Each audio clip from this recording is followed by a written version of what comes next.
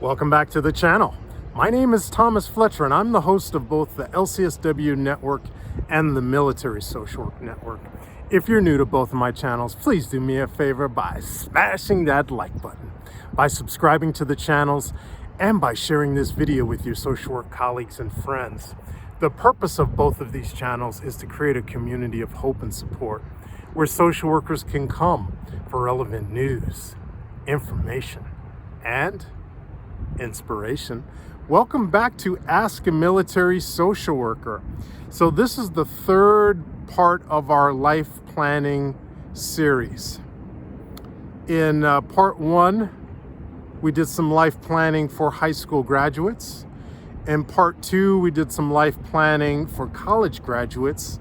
And today I'm really excited because this really addresses, the heart and soul of this channel.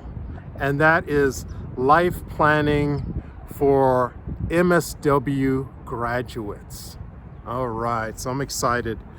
So, and this is advice that I wish someone would have given to me some 25, 30 years ago. So we can put that into context as well. So let's begin. So you've just gotten your master's degree in social work. Now what am I supposed to do with this degree, right? Well, here's one pathway that I would love to share with you and to ask you to seriously consider. And so I'm gonna make some assumptions which may not be true for everybody. I understand that, but this may pertain to the general population of people that get their MSWs, and certainly it would have pertained to me.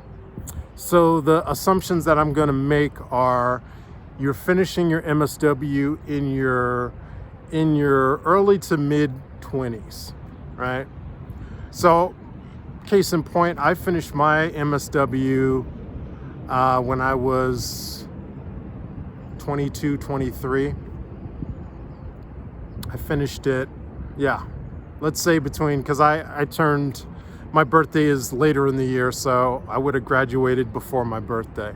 I did graduate before my birthday. So I think I finished my MSW, 22, 23. Let's say 23, just to be conservative. So here's one pathway that you can take. Active duty. Consider a career as an active duty uniformed military social worker, again, in any of the branches of the military. And I should throw in my disclaimer. I am not a recruiter for the military. This video is not being sponsored, endorsed, or promoted by the military or any government agencies. The views and opinions stated in this video are mine alone. All right, so I got the disclaimer out of the way. As a military social worker, you're not going to be able to work in every branch of the military. I should put that out there. So sorry guys, you're not going to, right now, I'm filming this video in 2024, so obviously things will change and may change in the future. But as of 2024, there are no active duty slots for social workers in the Space Force. I know that's one of my dream spots before I retire. But as of right now, there are no active duty or reserve military social work positions in Space Force. Same is true for, I think the Coast Guard is also the same.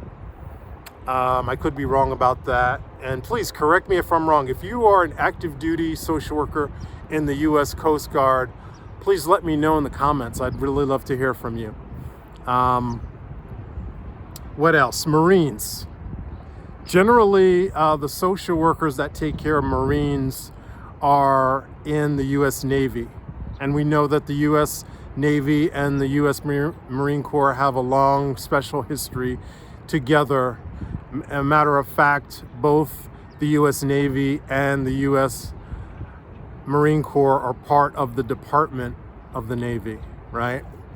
So you can work with Marines, but you are going to be a U.S. Navy social worker. So where can you, okay, so let's summarize. Where can we serve as uniformed military social workers? We can serve in the U.S. Army, we can serve in the U.S. Navy, we can serve in the U.S. Air Force. There's another branch that doesn't get a lot of discussion. You can also serve in something that's called the U.S. Public Health Service Commission Corps, right? And they have their uniforms and their rank structure is exactly the same as the U.S. Navy. And they actually fill a lot of DoD positions.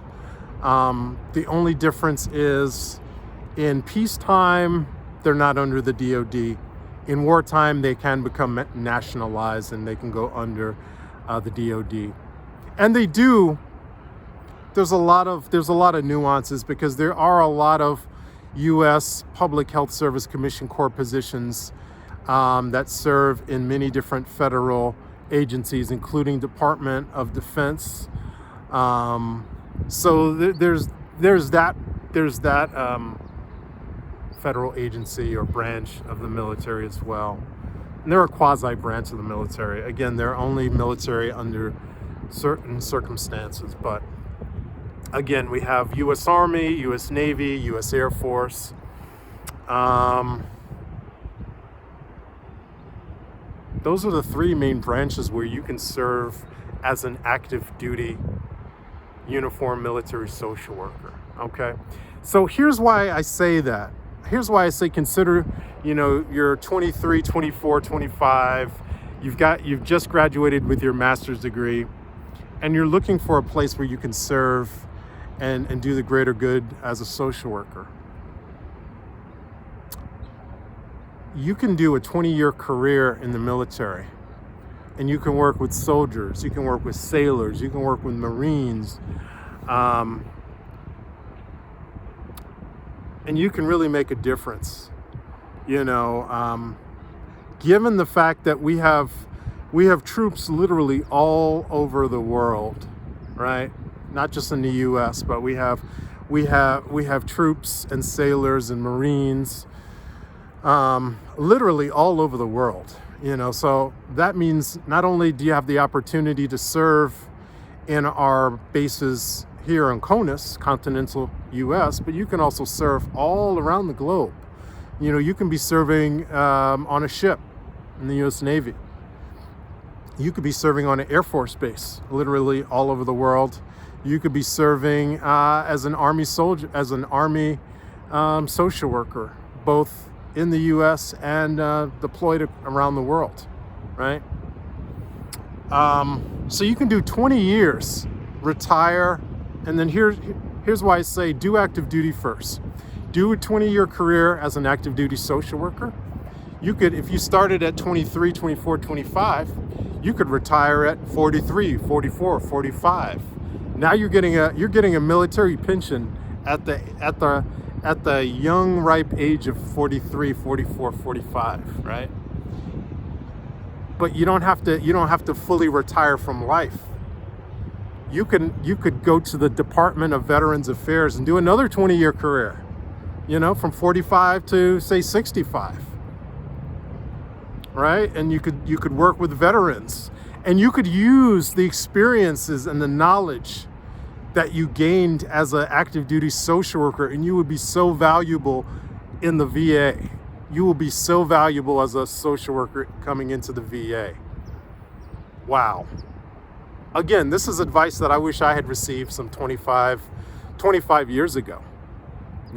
I wish that somebody had given me this information, this advice, because I certainly would have done that. I certainly would have done a 20-year career as an active duty social worker and then joined the VA, right? And then after you finish that 20-year career in the VA, you're still relatively, our lifespan is getting longer. So you're going to be, 63, 64, 65, and you're retired. This will be your second retirement. And then you could still do whatever you want, whether you want to fully retire. If you decide to fully retire, now you've got 2 military pensions. You've been participating in the thrift savings plan, which is the government version of the 401k. You've been participating now in the TSP for 40 years, 20 years as active duty, 20 years in the VA. So now you've got major bank in both of those accounts, right? So you could, if you wanted to, you could retire. You could do that second retirement from the VA and call it a day. Or you could say, okay, I still want to continue to serve as a social worker. And you could either go into private practice for yourself, or you could go into higher education as an adjunct faculty, right? Or you could become a consultant, right? Especially a DoD consultant. I mean, I get these job offerings every day, not necessarily, from the DoD or from the VA, but every now and then I get these positions where they need social workers to work with active duty troops literally all over the world, right? So you could do one of those. You could get one of those gigs after you retire from the VA, and you could, I think they're like 5-year contracts, and you can say, okay, maybe I want to serve as a DoD contractor in Italy or Japan or Germany, right? And that would allow you the opportunity to do that. And you could see the world again, because let's say you started off your career as an active duty, uniformed social worker. In that 20 years, you could have served all over the world as a social worker, as a uniformed social worker.